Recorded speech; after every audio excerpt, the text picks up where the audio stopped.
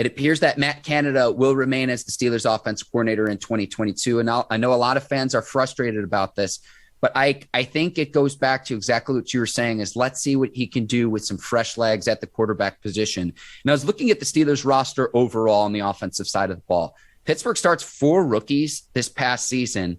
Pat Freiermuth, Najee Harris, Dan Moore Jr., Kendrick Green on the offensive line. Kevin Dotson's a second-year player. Chase Claypool is a second-year player. I mean, heck, Juju Smith-Schuster is like your veteran receiver. He's only 25 years old. Deontay Johnson's still on his rookie deal. It's a lot of youth on this side of the football for the Steelers. So Steelers fans might not be happy that Matt Canada appears to be sticking around in the 2022 season. Let's give him the benefit of the doubt and see if he can make changes, because the offense did regress compared to the 2020 season when Randy Fichtner was the offensive coordinator. If you look at the numbers, Ike, which I'll get into, but Steelers averaging 4.8 yards per play in 2021, down from 5.2 in 2020 when the team struggled. Now, I think part of the reason for that is, remember, in the 2020 season, Steelers started out 11-0. They were absolutely rolling on the front half of the season. So I think that some of those stats in 2020 might be a bit inflated, considering the Steelers were on an 11-game winning streak before they finally lost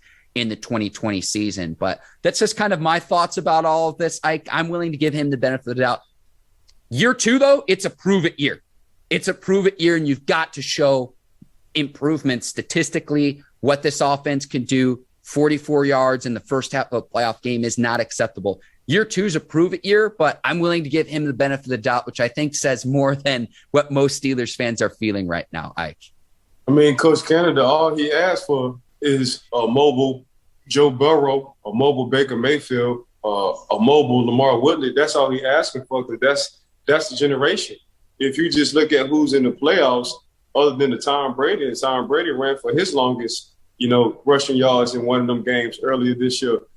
You need a mobile quarterback, because now these defensive ends and these linebackers, they're not big like they once was. They're not sitting at 260, 270. These guys are 225, 240 max. When they ready, they got their hand in the ground and their head on fire. They ready to get to the quarterback. And the same way with offensive linemen. Offensive linemen, they're not as big as they once was, because you got to be able to move, especially with them guys coming off the edges, So, yeah, that's what I was saying last week. Like Coach Canada, he said, man, give me somebody mobile. Like, I get it. Ben will be in the Hall of Fame. Ben has done enough. He's been with this organization for 18 years. But at the same time, man, you give me somebody who I can roll with, who I can move with, who I can do some RPOs with.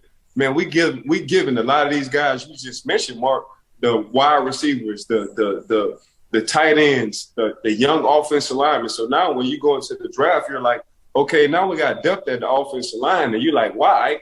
The reason why we got depth is because we started a few rookies. We had some second-year guys who are now going into their third season. So, yeah, now they're going to be on the road. Now, our deficiency with some of these young guys, when you want to talk about offensive line, you give me a mobile quarterback, now we can kind of hide or mask some of that. You give me a quarterback who can't move in the pocket, it's going to be hard. So when you play a Kansas City Chiefs and they just want to blitz 5 or 6 because they know Big Ben ain't going nowhere, he's standing there like a statue, that's easy. As a defensive back, if I know the quarterback can't move, now it's truly 11 on 10. You get your mobile quarterback, then it becomes 11 on 11. Then you got to add a spot. Then one of your receivers like a Deontay Johnson, he's going to be wide open. Then your deep play guy like a Chase Claypool, he's going to eat on the outside. So that's how you got to look at it. So, yeah, that's what I was saying. Give Coach Canada one more opportunity at this OC. Give him somebody with some mobility, and let's see what he can do there. But don't let the man go right now. I think it's unfair to him. Ike, you mentioned this on our Monday show. You mentioned how with Big Ben as a traditional pocket passer and doesn't have the mobility he used to, from an offensive standpoint, you're playing 10 on 11. And in the modern NFL, it's got to be 11 on 11. You at least have to account for the quarterback. I'm not saying QB's got to be Lamar Jackson, but to be able to move around, extend plays, pick up first downs when it's there.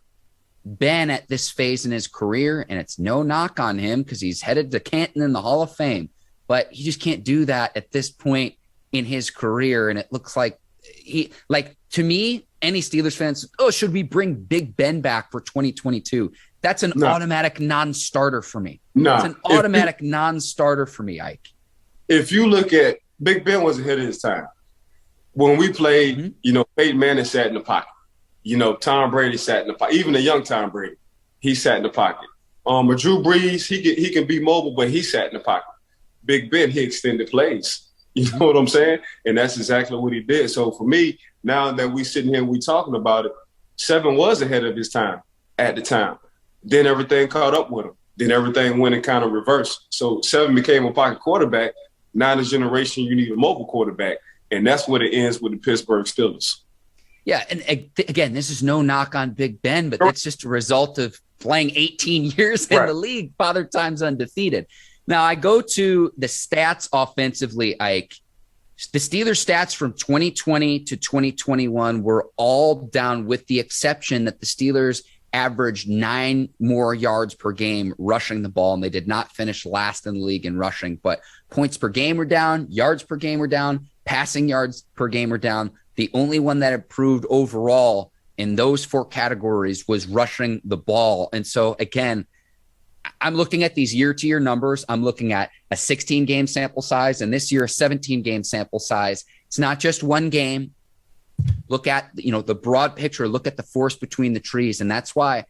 Look, you've got to get Matt Canada the benefit of the doubt, because it looks like he's going to be the OC in 2022. But again, I go back to 2022 for me with Matt Canada is going to be a prove-it year. We'll see what happens, Ike.